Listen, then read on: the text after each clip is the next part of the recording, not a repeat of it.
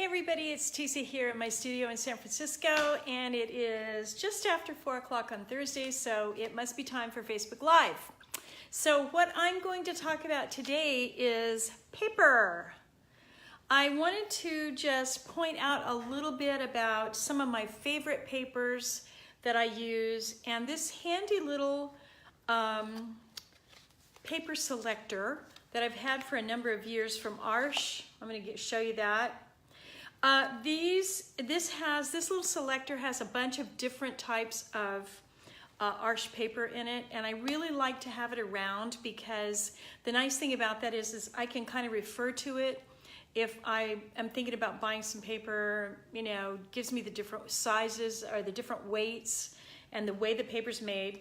I want to just pull out a couple of these to show you. Now, one of the really cool things about Arsh paper that I really like is that, you know, it's been made in the same paper mill since 1492. That's a really long time. That's over 500 years. So these people really know how to make paper. And some really amazing artists have used Arsh paper. Dominique Ong, Edgar Degas. Hi Janice, hi Janine, how you guys doing? Dominique Ong, Edgar Degas. The list of artists that has used this paper goes on and on and on. But I wanted to particularly talk to you about a couple of types of paper that I use quite a bit in the studio. And the first one I'm going to pull out, and actually I'm going to go get a full sheet of it here in just a minute to show you. But Arsh, of course, as you know, Arsh is well known for their watercolor paper. I want to put that up close. And you know something? Let me just flip this around because I realize I'm not on the mirror image. So I think, is that right? Can you guys read that? You should be able to read it now. We're on the mirror image. Like I said, the Arsh paper has been around since 1492, and this company has been making paper for a very long time, so they really know the score when it comes time to making paper. Now, one of the things that I really, really like about this little paper selector is the fact that I can look at all of these different, get my fingers to work, I can look at all of the different papers that are here, and it's pretty comprehensive about all the different papers that Arsh makes. My fingers out of the way. It will give me not only the name of it, but on the back side, it gives me all the information about the paper. What it weighs, whether it has sizing, all that kind of stuff. Now, it's pretty important when you're working with paper in your artwork, if you want things to be archival and you want things to last, you really want to use a paper that's 100% rag, that is usually buffered, and depending on what you're going to do with the paper, you may or may not want it to have sizing. So for instance, if you look at the Arsh watercolor paper, this particular watercolor paper, I'll hold it up there, this is a pretty common watercolor paper. You can get it in any art store. It is 100% cotton, and it is what is called tub sized. So what that means is when the paper is made and they take it out of the deckle, it's put into another tub, and it has a type of sizing put onto it, which is almost like a kind of starch. Now, if you're a watercolorist, you know that you need to wet your paper and then stretch it before you start working on it, because you want to take that sizing out of the paper, and so you can work on it. It makes the paper more receptive, that kind of thing. So you watercolor people will know all about that. If you haven't been trained in watercolor, you may not know about that, and you may think, well, shoot, you know, I'm just going to get a sheet of watercolor paper and I'm going to start working on it, right? And then what happens is you start working on that watercolor paper with acrylics, maybe the high flow or the fluids that Golden makes. You work on those with water, and you notice the paper buckles and it does all this weird stuff. What's up with that? Well, that means that your paper hasn't been soaked, the sizing hasn't been removed, and you haven't stretched the paper. And that will prevent that buckling, okay? Now, if you don't want to go through all of that, you can use a paper that hasn't been tub sized or has a really light amount of sizing on it. And that's why if you've been around me for any length of time, you know that I'm crazy about BFK. I use BFK paper. I'm sort of a, I don't know, you could call me an evangelist for BFK. Let me get my fingers to work here and get the BFK open. So BFK stands for, and of course I'm going to forget their names. BFK stands for three French men's names, and it's going to go right out of my head, you guys. You can Google it. Just look it up online. I'm going to show you the cover page here. This little piece of vellum. That has the watermark on it. See the little infinity sign there? That's the watermark for BFK. Now, very interesting thing about that watermark is that they have a little metal watermark symbol that's put into the frame when they're making the paper. It's a very interesting process. If you Google it and get some video on that, it's really interesting to watch the paper pulp going into the frame and all this other stuff, and the deckle and how they get that. But they have a little metal symbol, that's the watermark. They put that in the frame, and then when the paper's put in there and all the water is compressed out of it, that little symbol gets watermarked into the paper. Now, the interesting thing about that is that little symbol has been being put into the paper frame for 500 years, right? And I once went to a really interesting lecture by the U.S. Representative for ARSH and BFK, and she came to Santa Fe, and I was there for a monoprint gathering, and she was talking to us about the wonderful history behind the paper and whatnot. And she said, you know, in order for them to create the paper and know that it's authentic, they move that little watermark, they move it around so that it can be, you can tell if the paper is real BFK or it is a pirated BFK. So it's sort of like buying a handbag that has the Chanel thing on it, but it's going the wrong way, you know, that kind of thing. So it's very similar with the paper. And apparently they used to, I don't know if they still do, but they used to have books, ledgers, that kept track of where the little paper, where the watermark was put all the time. So can you imagine somebody's been keeping track of where this watermark is on the paper for 500 years? That just kind of blows my mind. I love that, right? And so the other thing that's great about BFK, and here's a sample of BFK, and I'm going to pull out a big sheet of BFK here in just a sec. But here's a sample of the BFK. I'm going to get my fingers to work here. That's the BFK white, 250 grams per square meter. That's what that means right there, 250 grams per square meter. What that means is a square meter of that paper weighs 250 grams. That's the way that they talk about the weight of paper. So you'll get watercolor paper that's 300 grams per square meter, and that'll be heavier than watercolor paper that's 120 grams per square meter and that kind of thing. So it really helps to know these terms when you're looking to buy paper, so you know what kind of paper you need, so you get the right kind, right? Then the other thing you want to know, before I run over to the flat file and pull some paper out, the other thing that you want to know about BFK in particular is one of the reasons I use it all the time to paint on is that, hi Carmelita, I see you guys there. I'm going to pull up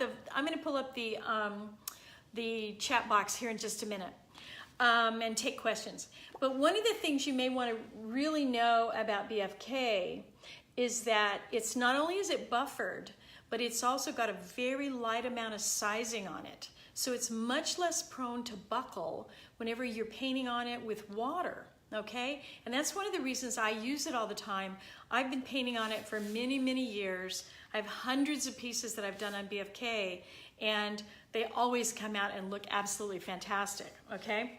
Then the other thing you're gonna wanna know about paper that you may or may not know, but I'll just mention it, is the difference between hot press and cold press.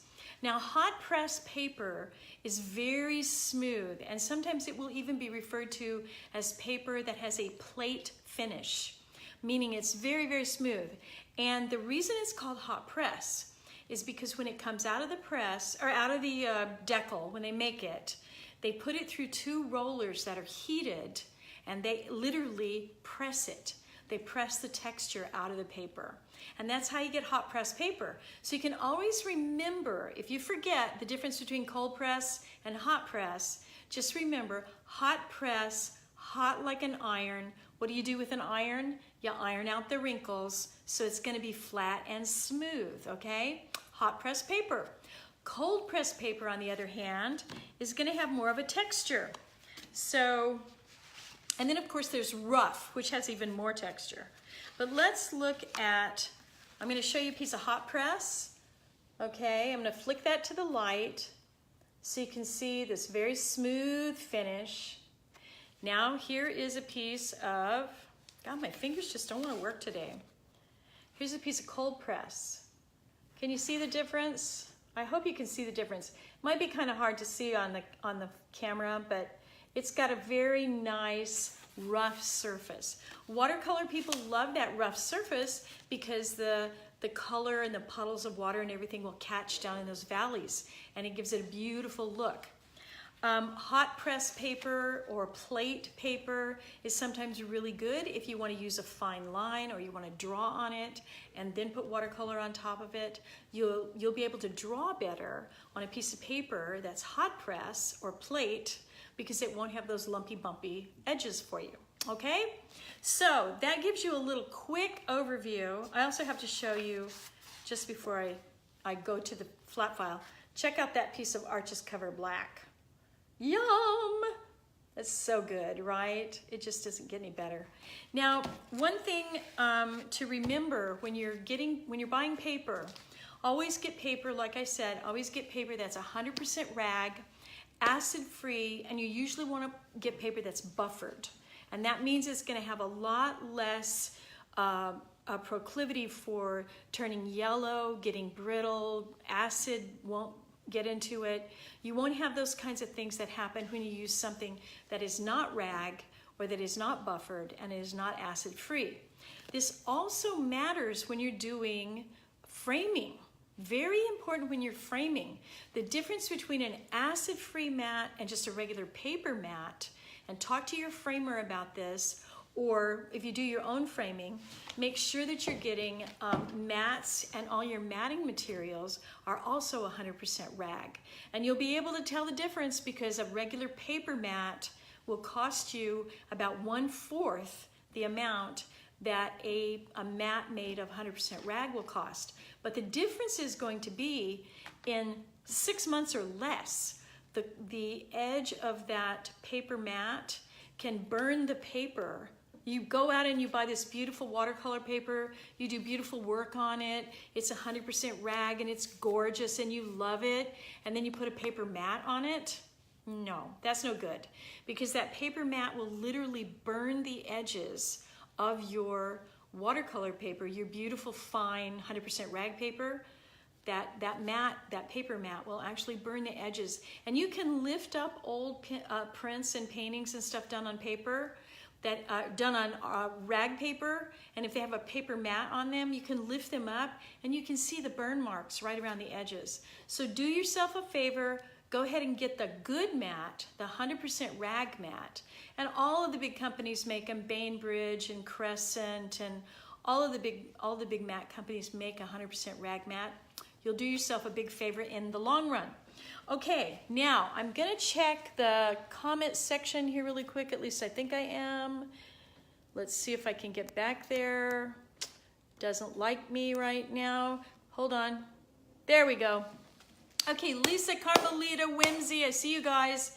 Let me grab a piece of full-size BFK. I wanna show you that, and I also wanna show you something that's been painted on BFK.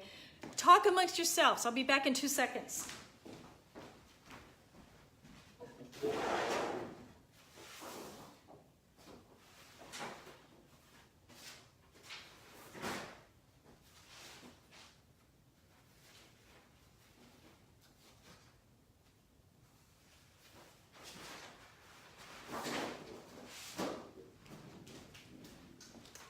Okay, so I've got some pieces here that have been done in BFK. I want to show you those. And then I've also got some full sheets of BFK. I can't probably can't get them all in the camera, but I do just want to show you. My fingers will not work today. I don't know what's wrong with them. They're like, I'm all clumsy here. Okay, so I want to show you the Deckle Edge on this. Look how pretty.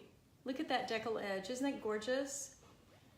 So when you get BFK, I'm going to show you the 3 sides here. When you get BFK, you're going to have 3 sides that have a deckle and 1 side that is not. This is where they have cut from the big sheet, because you can also get BFK in what's called elephant sheets, and those are 30 by 60 or something. But these are the normal size here, 22 by 30. That's what I normally use. And I just want to show you, I don't know if you guys will be able to see it or not. I want to show you the watermark. I'm going to try and get it up here. I don't know if you can see that in the camera or not. It's pretty faint. Let me flick it around a little bit. Is that coming through at all? But it's really pretty. When you hold it up to the light, there's this lovely watermark on the paper. That means you've got real BFK, and you want to make sure you get the real stuff, okay? Now, if you want to send me a message, I can send you a link to a company down in Santa Cruz. That's where I buy my paper. And it's the best price that I've come across.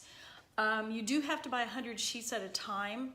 But if you do as much work as I do, then 100 sheets last you half a year maybe. But it's about $3 a sheet, roughly, if you buy 100. And so it's about $300 for 100 sheets. That's a really good deal, because buying it per sheet, just one off, you'll probably pay $6 or $7 per sheet, okay? All right, so there's that. Now the other thing I want to show you, let me get these out of the way. The other thing I want to show you is some work that was done. And you know what I'm going to do? You guys hang on to your hat, because I'm going to take it off I'm going to take the phone off the holder. So it's going to make you dizzy for a second. So hang on. Hang on. I'm going to just do this. I think you can see this. Let's see if you can see this. Where am I pointing? Okay, let's go like that. I'm trying to show you this piece of paper. You guys, this is hilarious. I'm trying to show you this piece of paper. Okay, so see how flat that is? That is the work done. I'm just going to try and get it down right here on the table so you can see that. See how flat those are? I hope you're able to see that. There might be a little tiny bit of a buckle there, but not much. All right, did I make you dizzy? But what I wanted you to get from that, hi Pat, how you doing? What I wanted you to get from that was that this piece that was done on the BFK, do you see how flat that is? That is really important to me. When I'm working on paper, I can't have, oh, the thing is all totally crooked, you guys. Sorry about that, okay? When I'm working on paper, I don't want to have to mess around with this stuff being all wonky and having peaks and valleys, and me trying to paint with that stuff all bumpy, lumpy, and the paper doing all funny stuff. I don't have time for that. So that's why I use this, I'm holding it over here. That's why I use the BFK, because it just stays so nice and flat. You can see the back side of it there. Very few wrinkles, and really makes a big difference when you're working, okay? All right, now let me see who, hi Carol. I'm just checking to see who's here. All right, so I'm actually gonna scoot out of here kind of quick today. I just got a notice from my publisher that there's an issue with the cover of my new book, so I need to go back to my other studio that has broadband. I don't have much broadband out here, so I can't do stuff with big files and upload them and stuff. So I need to go back and take care of that on the other side of town. Thought I was here for the duration, but I'm not. So any questions for me before I jump out the door and run and fix the cover art on my new book? Anybody? You guys, I just jumped in real quick to talk to you about paper. Arsh, Isn't that awesome? And you know something? I got this directly from the U.S. representative for ARSH. I don't even know if they make these anymore, these little paper selectors. I tell you what, I will look and see if I can find any of these little paper selectors or where they might be, you might be able to get one. And if I can find that out, I'll post it and let you know, because they gave this to me many years ago. I've had it for a long, long time. Carol Bear says you can't wait for the book. Me neither. It's done. Oh my God. Why didn't somebody stop me? Why did you guys let me do that? Oh my God. I swore that I wouldn't write another book after I finished the first book, but what did I do? I went out and wrote another book. It's a labor of love. I hope you'll like it. I'm really liking it, and it's been selling really well too. If you didn't get your copy, if you didn't get in the pre-sale, you can't get on the acknowledgements page anymore because it's already gone to the publisher, but you can still get an autographed copy. So go over to acrylicdiva.com, and if you purchase between now and October 1st, you can still get an autographed copy, okay? All right, after that, the only way to get an autographed copy would be to buy one from me in person. And you can always come down to the studio and do that. All right.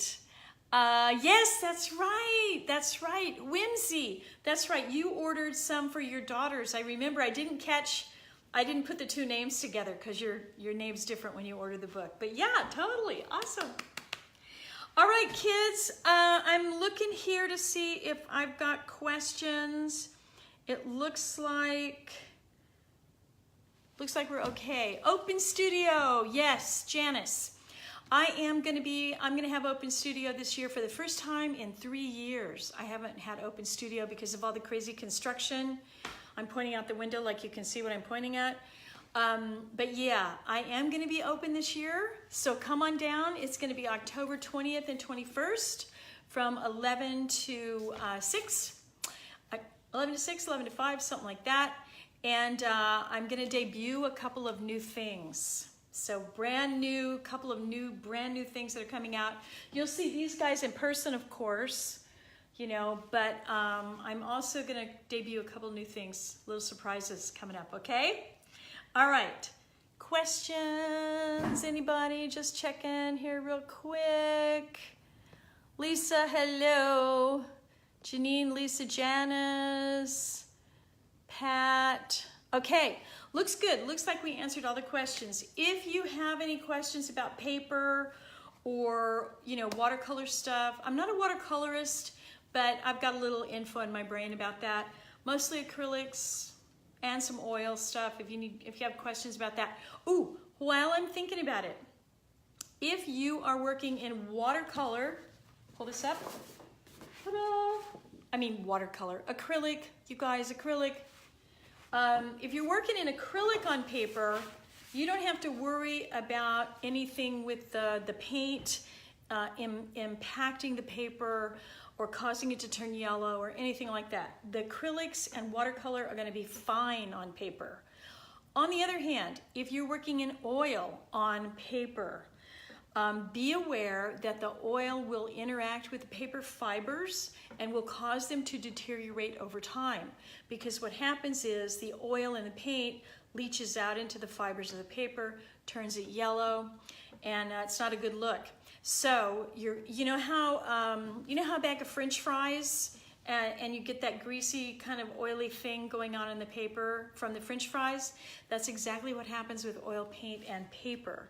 So if you're going to paint on paper in oil, you really should gesso it and protect that paper. And if you're going to do that, go ahead and use, I mean, you don't want to use beautiful BFK and then gesso it. I wouldn't. That'd be a crime shame, right? But you do definitely want to use 100% rag paper. Anything that you're going to do like that with 100% rag paper, gesso it, and then paint in oil, then you'll be okay. All right? Okay, those are my words of wisdom for today, such as they are. And if you have any questions along the way, you need some more information about paper or whatnot, you can always pop in, leave me a question, and I'll get back to you. I'll just check one more time if we have. Hi, Lynn. Oh, my goodness. Lynn's coming in. Where are you in the world, girl? Where are you in the world? Are you in Cabo or Hawaii or some other place fascinating? Lynn is a wonderful pal of mine who flies for Virgin. Oh, you don't fly for Virgin anymore. You fly for Alaska now. And so she's always flying around the world somewhere. Oh, you're in Redondo? Oh my goodness. I figured you'd be in Cabo or someplace fancy with a tiny drink with a little umbrella in it. Yep, she flies for Alaska. So, all right, kids, I'm wrapping it up. And if you have questions about paper or any other good stuff, you know, let me know. I will be open studios this year, like I said, October 20th and 21st from 11 to 5. And hi, Claire popped in. Hello, Claire. You guys are getting me on the tail end here. As I said earlier, I have to run over to my other studio where all my video and my broadband and all that stuff is, and I have to fix the cover art for the book because the publisher's holding things up for me. So I need to get over there pretty quick.